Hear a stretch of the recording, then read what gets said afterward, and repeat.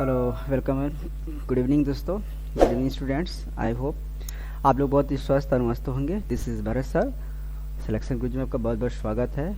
और जैसा कि मैं इंग्लिश लेकर आता हूँ चैप्टर वाइज, जैसा कि आपको बताया गया है कि नाउंस और प्रोनाउंस चैप्टर आपका कंप्लीट हो चुका है और आपका वर्ब ये चैप्टर चल रहा है, तो लगभग ये भी आपका एंड ही समझिए, क्योंकि आज आपका लास्ट सेशन, उसके बाद कल जो हो सके वर्ब के बेस पर कुछ एक्सरसाइज कराए जाएंगे। ठीक है। और आज फिर से जैसा कि आपको पता है कि हम स्पेशल बैच यहाँ पर चलाए जा रहे हैं सिलेक्शन गुरुजी के द्वारा। जैसे कि सुबह में एकदम जीएसजी के एकदम जो लेवल होनी चाहिए जीडी का, उस हिसाब से यहाँ पर रखा गया है। सुबह 6 बजे जीएसजी के सतीश सर लेकर आते हैं, उसके बाद रीजनिंग के क्लासेस लेकर आते हैं योगेश सर, फिर उसके बाद मैथमेटिक्स दीपक सर लेकर आते हैं, उसके बाद हिंदी का आपके जयशंकर सर लेकर आते हैं, फिर उसके बाद शाम को हम बात करते हैं इंग्लिश चैप्टर वाइज, जो कि मैं खुद लेकर आता हूँ। फिर उसके बाद मैथमेटिक्स, ये भी आपका चैप्टर वाइज जल्द से शुरू होने का। ठीक है। अगर सेशन हमारा अच्छा लग रहा है इंग्लिश का, तो प्लीज़ ज़रूर आप लाइक करें। अगर आप नए हैं तो इस चैनल को ज़रूर सब्सक्राइब कर लीजिएगा, कि इसमें आपको हर तरीके से बहुत ही सरल और कई प्रकार के ट्रिक बताए जाएंगे, जो कि जिससे कि आपको आसानी से समझ में आ सके और आपका जो लेवल है बेस वो भी स्ट्रांग हो जाएगा। अगर आपने वर्ब देख रहे हैं तो नाउंस भी कंप्लीट हो चुका है, प्रोनाउंस भी जाकर प्लेलिस्ट में चेकआउट कर लीजिए, वहाँ से आपको वो चैप्टर मिल जाएंगे। ठीक है। चलिए आज हम कुछ नया पढ़ेंगे जो कि वर्ब के ही रिलेटेड है और स्पेशली काफ़ी मज़ेदार इसमें है। क्या चीज़ वो आपको बताएंगे। ठीक है ना। चलिए इसमें है क्या मज़ा कि कोलेशन के बारे में बताते हैं। ठीक है। क्या होता है कि certain action are the best express when a certain verb come with them. Let us seek some example. सीधी सी बात है कि आखिर कोलेशन होता है क्या है। कभी कभी होता है कि लाइक दैट एक एडियम फ्रेज की तरह होता है। जैसे कि हम कुछ वर्ड बोलते हैं, उसके साथ साथ कुछ वर्ड हम ऐड कर दें तो हमारा काम बन जाता है, अधूरा जो काम होता है वो पूरा हो जाता है। सीधी सी बात, अगर हम अपने फीलिंग बताना भी चाहते हैं तो कम शब्दों में जो भी हम बोलना चाहते हैं वही आपका कोलेशन होता है। वो हम वर्ब का सहायता ले सकते हैं, एडजेक्टिव का भी हम हेल्प ले सकते हैं, तो वो चीज़ होता है आपका कोलेशन होता है। मतलब लेस वर्ड्स मोर एक्सप्रेशन कर सकते हैं उसके द्वारा। किसके द्वारा? कोलेशन के द्वारा। तो यही आज हम पढ़ेंगे। हालांकि ये कोई बताता नहीं, लेकिन आपको बताया जा रहा है, इससे कई क्वेश्चन आते हैं, इसलिए आपको यहाँ पर डिजाइन कर बताया गया है। चलिए और कुछ यहाँ पर एग्जांपल है, उसके हिसाब से आपको बताया जाएगा। ओके। और मैं यहाँ पर लेकर आया कह कि आई मेड ए डिसीजन। ये सीधी सी बात है। यहाँ पर जब कोई बात होता है डिसीजन लेने की, मेक, तो वहाँ पर हम क्या करते हैं? टेक नहीं करते हैं, होता ना, टेक डिसीजन नहीं करते हैं, मेड ए डिसीजन कर सकते हैं, मेक ए डिसीजन कर सकते हैं। वहाँ पर आई की जगह पर मतलब कि सब्जेक्ट वहाँ पर कुछ भी हो सकता है, बट जब डिसीजन लेने की बात आती है तो हम मेड का इस्तेमाल करेंगे, मेक का इस्तेमाल करेंगे, न कि टेक का न तो गिव का इस्तेमाल करेंगे। याद रखिएगा, यही क्या है? कोलेशन होता है आपका। ये थोड़ा सा अलग तरीका है जो आपको आगे बढ़ाएगा। ठीक है। पहला ये हुआ। दूसरा कह रहा है कि ही डिलीवर्ड ए स्पीच। जब आप कुछ बोलते हैं या कोई सामान आपको देता है तो वहाँ पर क्या, ठीक है, स्पीकिंग नहीं करेंगे, टेलिंग नहीं करेंगे, स्पीच देने की जब बात की जाए, या फिर कोई सामान अगर आपको देने की बात कर रहा है, या फिर कोई बेबी है और डिलीवर की बात करता है ना, वहाँ पर किसकी बात कर रहा है? डिलीवर की बात होती है। किसकी बात होती है? डिलीवर से। आप कोई स्पीच देते तो वहाँ पर डिलीवर की बात होती है, नॉट स्पीकिंग, नॉट टेलिंग की। याद रखिएगा। ओके। तो ये हो गया स्पीकिंग की भाषा में। अब आते हैं नंबर थोड़ा आपका सी, नरेटेड स्टोरी। नरेटेड का मतलब कि जब कोई हमारी जब ग्रैंड मदर्स होती हैं, आपकी नानी हो सकती हैं या फिर दादी हो सकता है, दो में से कोई एक हो सकता है, तो वो नरेटेड करती हैं। नरेट मतलब सुनाती हैं आपको कहानी। ठीक है। बोलती हैं कहानी वहाँ पर, तो वहाँ पर सुनाने के अंग्रेजी हम लिसन न लिख कर हम नरेट करेंगे। क्या करेंगे? नरेट करेंगे। याद रखिएगा, यही आपका कोलेशन है, जो कि आपका सही वर्ड हम यहाँ पर इस्तेमाल करेंगे, न कि यहाँ पर लिसेंस का इस्तेमाल हम करेंगे। ओके। इसका इस्तेमाल न कर कर हम नरेट का इस्तेमाल करेंगे, क्योंकि यहीं से क्वेश्चन आते हैं और ये आपका कोलेशन स्ट्रॉन्ग करेगा, जिससे कि आपको जो क्वेश्चन आते हैं इसी से रिलेटेड आते हैं कि यहाँ पर कैसे क्या होगा। ठीक है। नंबर 4 है माही एक्सप्रेस हर आइडियाज़। जब हम कोई अंदर से कोई चीज़ चाहे हमारी फीलिंग्स हो, चाहे आइडियाज़ हो, जब अंदर से वो होता है, फील होता है, जब हम आता है तो उसी को हम बोलते हैं एक्सप्रेस करते हैं। वहाँ पर क्या बोलते हैं? एक्सप्रेस करते हैं। वहाँ पर क्या करते हैं? एक्सप्रेस करते हैं। जब कोई हमारी आइडियाज़ हो या फिर फीलिंग हो, अंदर से फील करते हैं, तो वो हमारा एक्सप्रेस होता है। वहाँ पर क्या होता है? एक्सप्रेस होता है। ठीक है। नंबर 5 है आपका Aditya recited a poem. Recited मतलब सीधी सी बात है, यहाँ पर दोहराने की बात कर रहे हैं। जब किसी टीचर्स होता है या फिर कोई आपके मैम हो चाहे सर हो, दोनों में से कोई एक होता है कि जब शोरगुल होता है तो बच्चों क्या कहते हैं? रिसाइट योर पोएम, मतलब अपने पोएम को रिमेंबर करो। तो वहाँ पर रिमेंबर ना करके यहाँ पर करना है रिसाइट। क्या करेंगे? रिसाइट करेंगे। यही होगा आपका। नंबर 6 यहाँ पर देखिए, शी मेड ए फस। फस का मतलब यहाँ पर सीधी बात है, जब कोई लड़का वहाँ पर क्राई करता है। क्राई मतलब चिल्लाता है क्लास में, नॉइजिंग करता है, तो उस केस में हम नॉइज या फिर क्राई न कर तो हम क्या करते हैं? शी मेड फस, मतलब ज़्यादा से ज़्यादा चिल्लाए लड़का, जब उसे कहते हैं शांत रहो, तो क्या कहते हैं? शी क्राई न कर, शी नॉइज न कर हम क्या करेंगे? शी मेड ए फस बोलेंगे। क्या बोलेंगे? फस बोलेंगे। तो फस का मतलब यही हुआ, क्राई से मतलब या फिर नॉइज से मतलब होता है। नंबर आपके उसके बाद आता है नंबर 7, डोनेट ब्लड। इसका मतलब क्या होता है? खून देना। तो यहाँ पर देने की बात करें, हम यहाँ पर गिव शब्द इस्तेमाल नहीं करेंगे। ठीक है, याद रखिएगा। जब भी आपका देने के सेंस में आए, ब्लड्स हो सकता है, तो ऐसे सेंस में हम गिव ना देकर क्या लिखेंगे? डोनेट लिखेंगे। क्या लिखेंगे? डोनेट लिखेंगे। याद रखिएगा। ओके, तो साथ में हम डोनेट का इस्तेमाल ऐसे करेंगे। नंबर 8 है take test.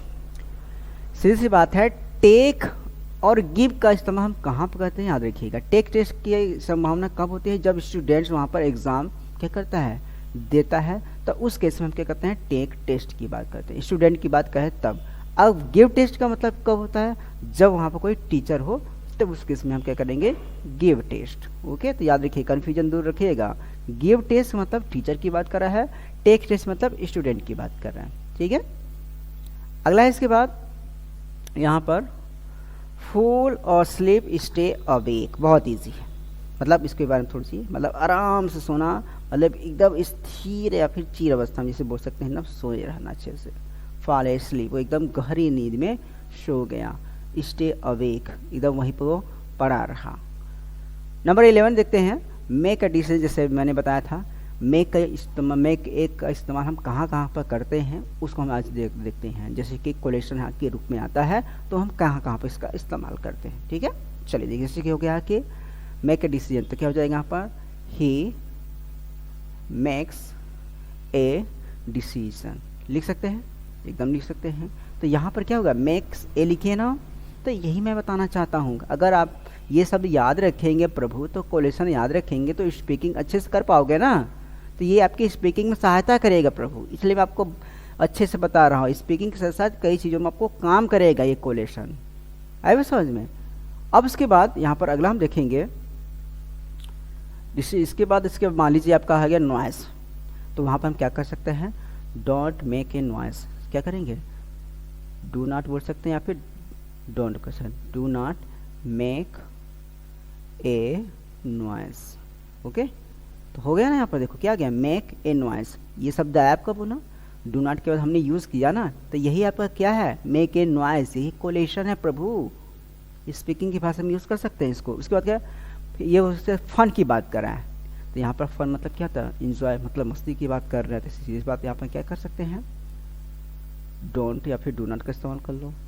Do not make a fun, किसी का मजाक मत उड़ाओ। ठीक है, ये कर सकते हैं। फिर उसके बाद क्या है कि सजेशन की बात कर रहे हैं। मेक ए सजेशन, कोई सजेशन बताइए। मेक ए कॉल बोलते हैं ना, मेक ए कॉल। तो यहाँ पर देखो, मेक ए कॉल की बात करें तो ये कर सकते हैं। एन एफर्ट्स में, उसके बाद एन एफर्ट का मतलब यहाँ पर क्या, अपने क्या करते हैं? हार्ड वर्क की बात कर रहा है ना। तो एन एफर्ट अपने अधिक से अधिक एफर्ट दिखाने की बात कर रहा है। फिर कह रहे हैं प्रोग्रेस, मेक ए प्रोग्रेस। अधिक से अधिक आप जो हार्ड वर्क करते हैं तो वहाँ पर प्रोग्रेस की बात कर। फिर मेक ए प्रोमिस। फिर इसके बाद मेक समवन एंग्री, किसी को गुस्सा या फिर क्रोध मत दिलाओ। तो इस तरीके से हम मेक एक का ही इस्तेमाल कर सकते हैं कोलेशन के रूप में। नंबर 12 है एक्सप्रेस आइडियाज फीलिंग। सीधी सी बात वही है कि जब भी आइडियाज़ हो या फिर फीलिंग हो, उसको हम एक्सप्रेस करेंगे। क्या करेंगे? एक्सप्रेस करेंगे, व्यक्त करेंगे अंदर से। नरेट स्टोरीज, इसको तो बता दिए थे आपको कि जब हम स्टोरी बताने के सेंस में करते हैं वहाँ पर स्टोरीज की बात करो, इंसिडेंट्स बोल सकते हैं, जो स्टोरीज होती है हम नरेट करेंगे। ठीक है, क्या करेंगे? नरेट करेंगे, not telling not speaking, narrate करेंगे। ये मतलब वही होता है, लेकिन इसका जो भाषा होता है इस रूप में कोलेशन में यूज़ करेंगे, जो कि आम भाषा से थोड़ा सा डिफरेंट हो, क्योंकि यही आपको पढ़ना ही है। उसके बाद है रिसाइट पोयम, ये तो आपको बता दिया गया है। लर्निंग के बाद का रिवेल द ट्रूथ, सच का सामना करना या फिर सच को उजागर करना, सीधी सी बात है। रिवेल मतलब बोल सकते हैं आप उजागर करना, उजागर करना, उजागर कर सकते हैं, या फिर भंडाफोड़, मतलब कि भंडाफोड़ देना, किसी के कोई ऐसा कोई कांड किया है तो उसके बारे में आपने उजागर कर दिया, बता दिया, तो वहाँ पर क्या रिवील द ट्रूथ कर दिया, यहाँ पर सत्य को उजागर कर दिया आपने। तो ये हो सकता है यहाँ पर 16 का। नंबर 15 आपका डिमांड्स एक्सरसाइज राइट्स। इसका मतलब क्या, ध्यान सुनिएगा, इसका सीधी सी बात है, जब हम यूज़, एक्सरसाइज का मतलब यहाँ पर यूज़ से रिलेटेड है, हमें अपने जो डिमांड्स हमारे होते हैं तो उसका मांग करनी चाहिए। तो यहाँ पे याद रखिएगा, यू जो शब्द होता है वो बेकार लगता है, यहाँ पर इस बार बैड होता है, तो वहाँ पर होता है ह्यूमन से रिलेटेड होता है। जो अच्छाई के लिए होता है वहाँ पर हम एक्सरसाइज करते हैं कि हमें अपने जो राइट्स होते हैं उसके एक्सरसाइज करनी चाहिए, मतलब हमारे जो अधिकार है उसको हमें के प्रयोग सही करना चाहिए। इसका मतलब ये हो जाएगा कि वी एक्सरसाइज आवर राइट्स। तो यहाँ पर जो हम राइट एक्सरसाइज लिखे हैं ना, तो यहाँ पर एक्सरसाइज का मतलब क्या हो जाएगा, यूज से मतलब है, क्या हो जाएगा, यूज से मतलब है। तो यूज यहाँ पर हम ना लिख के प्रभु क्या लिख देंगे, एक्सरसाइज को मैं फिर से साफ साफ लिख दे रहा हूँ।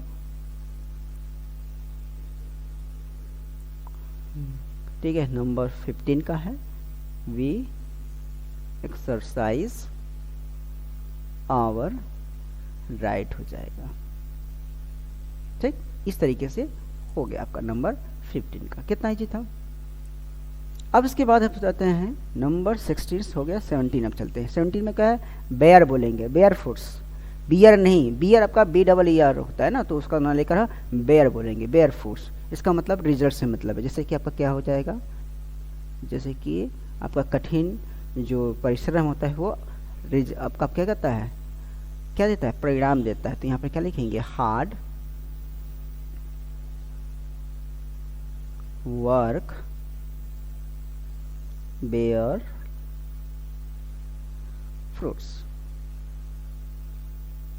क्या हो जाएगा, फ्रूट्स। तो हार्ड वर्क बेयर्स फ्रूट्स मतलब अच्छा कठिन परिश्रम क्या देता है आपको, परिणाम देता है, क्या देता है, परिणाम देता है। तो यहाँ पर हम बेयर फ्रूट्स का इस्तेमाल करेंगे। ओके, नंबर 18 है रिवर फ्लोज।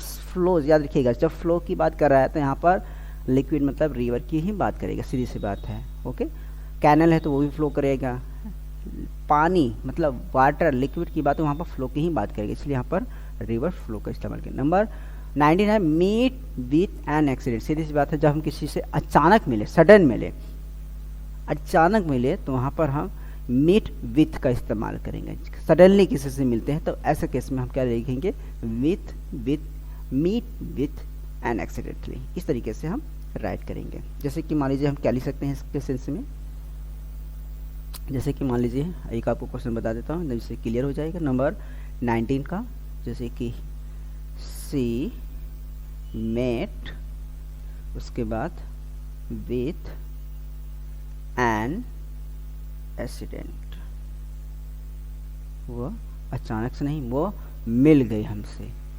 तो यहाँ पर क्या हो जाएगा, सीधी सी बात है, मेट विथ का इस्तेमाल करेंगे। इसका इस्तेमाल करेंगे, मेट विथ का इस्तेमाल, वह मिल गई। जब किसी कोई अचानक मिलता है तो वहाँ पर हम सडन न लिखकर प्रभु एक्सीडेंट का इस्तेमाल करेंगे, मतलब मेट विथ एन एक्सीडेंट। ये आपका क्या है, कोलेशन है, क्या है, कोलेशन है। ठीक, अगर सेशन अच्छा लग रहा है तो प्लीज़ ज़रूर आप लोग कमेंट करिए, हाँ से सर सेशन बहुत ही अच्छा लग रहा है। ओके, तब मुझे और पढ़ाने में एक्साइटिंग मिलेगा, क्योंकि अब जितना भी देख रहा हूँ तो आप अच्छे से देख भी रहे हैं, कमेंट भी कर रहे हैं, बड़ा अच्छा लग रहा है मुझे। ऐसे ही प्यार बनाए रखिएगा, ठीक है। चलते हैं आगे। कह रहे कि इम्पार्ट एजुकेशन, सीधी सी बात है, इम्पार्ट एजुकेशन की बात कर रहा है प्रभु। किसकी बात कर रहा है, इम्पार्ट एजुकेशन की बात कर रहा है। तो यहाँ पर एजुकेशन का इम्पार्ट लेने की बात है, एजुकेशन आप लीजिए, तो लेने के जो सेंस होता है यहाँ पर इम्पार्ट यहाँ पर बोला है, ठीक है। लेना, टेक न लिखकर क्या करेंगे, इम्पार्ट एजुकेशन बोलेंगे, क्या बोलेंगे, इम्पार्ट एजुकेशन करेंगे, टेक यहाँ पर नहीं लिखेंगे, ठीक है। 21 है टेल ए लाई, सीधी बात है, कौन से सेंस में ले सकते हैं, डू नॉट टेल अ लाई, हो गया ना कोलेशन, टेल ए लाई आया ना कोलेशन, तो यही काम दे रहा है देखो 20 में। नंबर 22 डिलीवर ए स्पीच, तो बता दिया गया आपको, चाहे आप बेबी हो, चाहे आप लेक्चर दे रहे हो, चाहे स्पीच हो, तो ऐसे केस में आप डिलीवर का इस्तेमाल करोगे, किसका इस्तेमाल करेंगे, डिलीवर का इस्तेमाल करेंगे, नॉट स्पीकिंग नॉट टेलिंग, आप डिलीवर का ही इस्तेमाल करें, कब, जब आप स्पीच दो, चाहे फिर बेबी हो या फिर कोई लेक्चर दो, तो ऐसे केस में हम डिलीवर का ही इस्तेमाल करेंगे। उसके बाद आ रहा है ब्रेक मोनाटोनी, मोनोटोनी नहीं बोलेंगे, मोनाटोनी बोलेंगे, मोनाटोनी बोलेंगे। इसका मतलब सीधी सी बात है, मोनोटोनी का मतलब होता है क्या, कोई अकेलेपन से स्वतंत्र होना चाहता है, तो ऐसे केस में वो भागना चाहता है, सीधी सी बात है, घर छोड़ के भागे, अपने आप अकेले भागे या किसी को लेकर भागे, तो ऐसे केस में हम मोनोटोनी बोलेंगे, ठीक है ना। अरे कभी तो आप कभी कभी नहीं होते कि बोर हो जाते अपने लाइफ से एकदम, तो ऐसे केस में आप भागना शुरू कर देते हैं, तो सीधी सी बात वहाँ पर हम मोनोटोनी का इस्तेमाल करिएगा, ठीक है ना। जब उब जाइए तो समझ जाइए आपको क्या महसूस हो रहा है, मोनोटोनी हो रहा है, ठीक है ना। तो ऐसे केस में वही करेंगे। अब ब्रेक द आइस का मतलब होता है चुप्पी तोड़ना, कभी कभी होता है एकदम साइलेंट होता है क्लास, कोई बोल देता है तो वहाँ पे क्या होता है, ब्रेक द आइस मतलब चुप्पी तोड़ना। 24 पे होमेज रेस्पेक्ट ड्राइवुड और कंप्लीट, मतलब पे का मतलब यहाँ पर देने की बात कर रहा है, अदा करने की बात नहीं कर रहे हैं यहाँ पर, क्या जैसे होमेज का मतलब होता है श्रद्धांजलि देना, जब कोई मर जाता है तो हम लेकर जाते हैं तो वहाँ पर शोक मना देना, तो ऐसे केस में क्या करेंगे, होमेज का मतलब पे होमेज, पे रेस्पेक्ट सम्मान दो, पे ट्राइब्यूट वहाँ पर, ठीक है, वहाँ पर भी श्रद्धांजलि दीजिए। उसके बाद कम्प्लीमेंट है, पे कम्प्लीमेंट मतलब कोई अच्छा काम किया तो वहाँ पर क्या लिख देंगे, पे कम्प्लीमेंट, उसकी हम जब प्रशंसा करेंगे तो वहाँ पर क्या लिखेंगे, पे कम्प्लीमेंट, उसकी प्रशंसा करिए। पे होमेज श्रद्धांजलि दीजिए, पे रेस्पेक्ट किसी को सम्मान देने की बात कर रहा है। तो कुल मिलाकर यहाँ पर पे शब्द जो है मेन है, जो कि सभी के साथ यहाँ पर इस्तेमाल करेंगे हम, तब जाकर हमारा कोलेशन कंप्लीट होगा। तो ऐसे केस में हम इसका इस्तेमाल करेंगे। पे का मतलब यहाँ पर देने की बात करेगा, यहाँ पर क्या करेगा, देने की बात करेगा, ठीक है। 24 हो गया। 25 है रिएड्रेस ग्रीवेंस, ठीक है। यहाँ पर जो जिसकी बात कर रहे हैं यहाँ पर राइट की बात कर रहा है, किसकी बात कर रहा है, राइट की बात कर रहा है, किसकी बात कर रहा है, राइट की बात कर रहा है। कभी कभी होता है कि कोई चीज़ होता है ग्रीवेंस, हमें कुछ पता नहीं होता है, हमारे जो राइट्स होते हैं, तो उसके लिए हम रीएड्रेस का कमाल करते हैं, मतलब रीएड्रेस का काम करते हैं। तो ऐसे केस में हम क्या करेंगे, ग्रीवेंस का ही इस्तेमाल करेंगे। तो सही चीज़ को हम जब उजागर करते हैं तो वहाँ पर ऐसे केस में ग्रीवेंस का इस्तेमाल करेंगे, ओके। नंबर 26 है कमिट ए क्राइम्स, मतलब मान लेना या फिर अपने आप को समर्पण करना, जिसे बोलते हैं मान लेना। सबसे अच्छा है कि बोलते हैं कि commitment a crimes, commitment to himself, ऐसा बोलते हैं ना, आपने सुना कि एक बार कमिटमेंट कर लिया तो मैंने अपने आप का नहीं सुनता, तो वही चीज़ यहाँ पर बोला है। कमिट मतलब अपने आप को क्या किया, एक वादा के रूप में ही ले लिया कि हाँ कि मैं मान लेता हूँ। मान लेने से ही ये होता है कि कमिट ए क्राइम का मतलब उसने स्वीकार कर, उसने अपराध किया, तो यहाँ पर वही इसका मतलब है।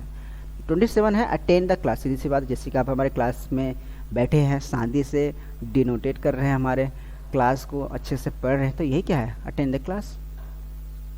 उसके बाद होप एक्सपेक्टेड गुड थिंग्स, एक याद रखिएगा, अच्छी चीज़ों के लिए हमेशा हम होप रख सकते हैं या एक्सपेक्टेड कर सकते हैं, और बैड थिंग्स के लिए हम क्या कर सकते हैं, सस्पेक्ट या फिर फियर रख सकते हैं। क्लियर हुआ ना।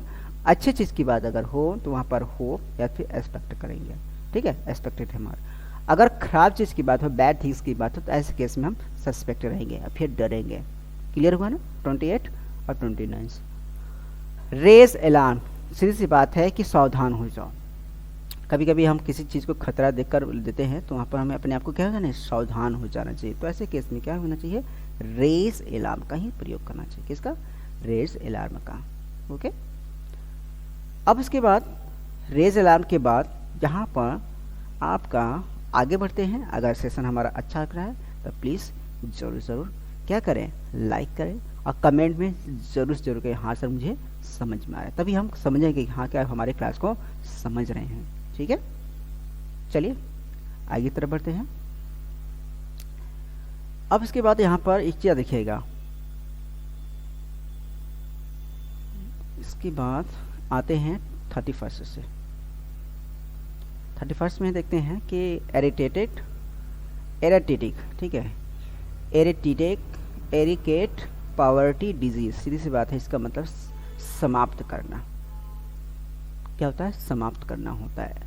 एरेडिकेट पावर्टी डिजीज का मतलब कि जो हमारी बीमारी होती है उसकी बात कर रहा है कि एरिडिकेटेड हो गया है, कि एराडिकेटेड मतलब सीधी बात समाप्त होने की बात कर रहा है। किसकी बात कर रहा है? समाप्त होने की बात कर रहा है। कोई डिजीज होता है जैसे कि हमारे टीबी हो गया है ना, तो इसको कहते हैं जड़ से समाप्त करना।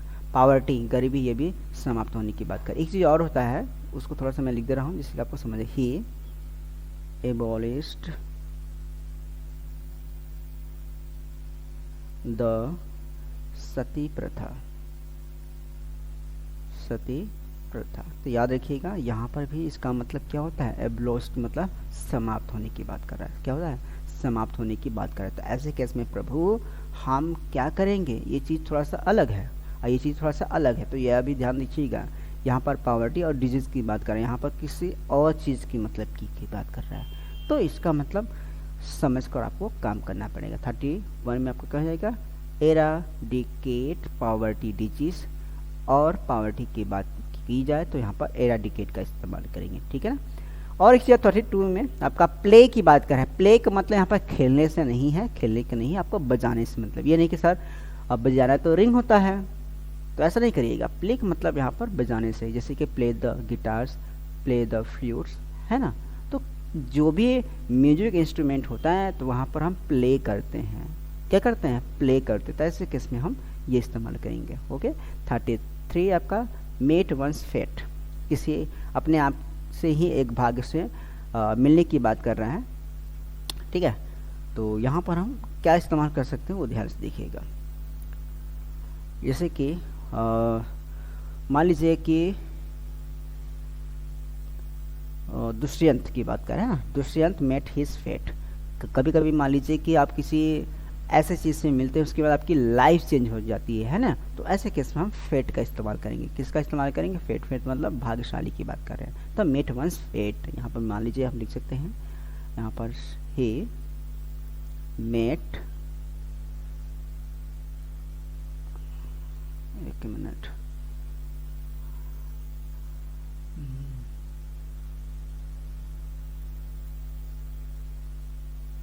ही मेट, उसके बाद लिख देंगे his fate.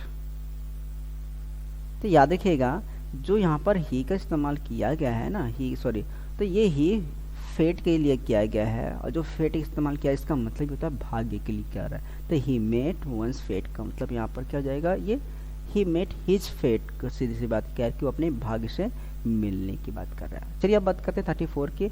Price rises suits of decrease. बहुत ईजी, इसका मतलब क्या करें? जैसे कि मान लीजिए अभी जस्ट स्टार्टिंग आपका क्या हो, या फिर बीच में आपका गर्मी हो, या फिर बीच में एकदम ठंडी हो, तो इसमें क्या होता है? प्राइस जो भी क्लोथेज होते हैं वो प्राइस राइजेस मतलब बढ़ता ही रहता है। अभी मान लीजिए आपका टोमेटोज था, ओनियन था, इसका जो प्राइस था क्या था? हमेशा उठा ही रहता। उसके बाद जब वहाँ से धीरे धीरे आपका डिक्रीज होता है, जैसे मौसम घटता है ठंडी का, तो उस समय क्या होता है? प्राइस भी क्या होता है? डिक्रीज होता है। या फिर जब ठंडी गर्मी आपका मान लीजिए आपका समर जब सीजन खत्म, तो वहाँ पर भी आपका जो प्राइस तो वो भी कहता है डिक्रीज होता है।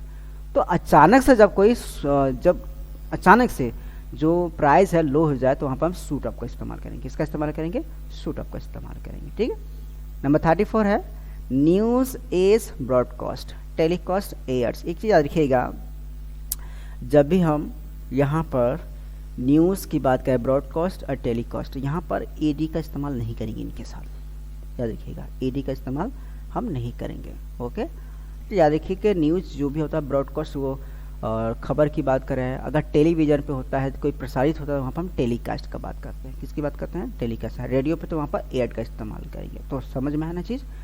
न्यूज़ की बात यहाँ पर कर रहा है कौन कौन सा है? ब्रॉडकास्ट जो कि पहले से ही बताया जा रहा हो, बल्कि मौसम के बारे में पहले से बताया जा रहा है। फिर उसके बाद टेलीकास्ट टीवी पर प्रसारित हो रहा है, एयर मतलब समाचार की बात कर रहा है। तो कुल मिलाकर 35 में ये होगा।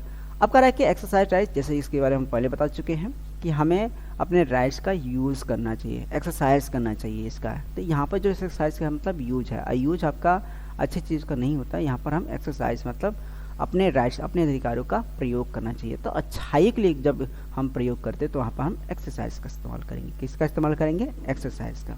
गार्डनर्स मस्टर्स, गार्डनर का मतलब होता है यहाँ पर कलेक्ट से मतलब है, मतलब इकट्ठा करना। उसने साहस को अपने इकट्ठा किया, गार्डनर किया, उसके बाद स्पीक किया। कभी कभी छोटे बच्चे होते हैं ना कि एकदम नहीं बोलते हैं, एकदम नहीं बोलते हैं, तो अचानक से वो क्या करते हैं? गार्डनर करते हैं, मास्टर करते हैं अपने करीज को, उसके बाद स्पीक करते हैं। जब उनको हम क्या करते हैं?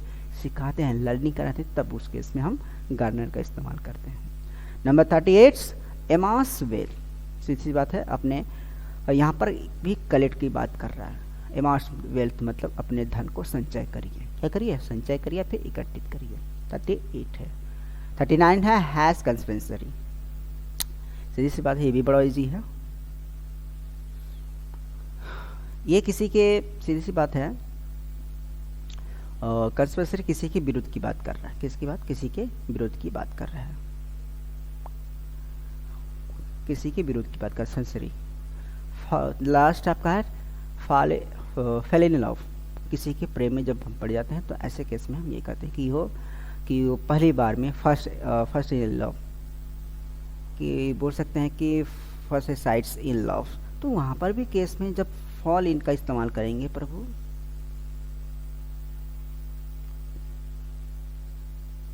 जो कोलेशन का कुल मतलब है, तो यहाँ पर इसका फेल इन लव का मतलब है प्रेम में पड़ जाना, प्रेम में पड़ जाना। ठीक है, तो कुल मिलाकर कोलेशन का मतलब यही है कि हमारे स्पीकिंग में, हमारे सेंटेंस में ये यूजफुल होते हैं, कि इनको आपको समझना है। जो साधारण सेंटेंस होता है उनसे थोड़ा सा आपका जो बेस होता है उससे लेवल होता है, उसका एडवांस लेवल पढ़ना है आपको। ये नहीं कि वही दिस इज डैट इज का ही इस्तेमाल हम भिड़ा दें, ऐसा नहीं करना है आपको। थोड़ा सा जो लेवल उसको बढ़ा कर ही काम करना है, क्योंकि ऐसे ही क्वेश्चन आते हैं एग्जाम में, उस हिसाब को आपको काम करना है। ठीक है, तो आज का सेशन यहीं पर समाप्त होता है वर्ब का, और चैप्टर आपका समाप्त हो गया। कल हम कुछ एक्सरसाइज लेकर आएंगे जो हम पढ़ाए हैं कोलेशन, उसी की बेस पे। ठीक है, तब तक के लिए हमारे साथ बने रहिए भरत सर के साथ। तो अगले क्लास में मिलते हैं नए सेशन के साथ, नए उमंग के साथ। तो अपने सेहत का ख्याल रखिएगा। तब तक के लिए नमस्कार, जय हिंद, जय भारत, गुड नाइट।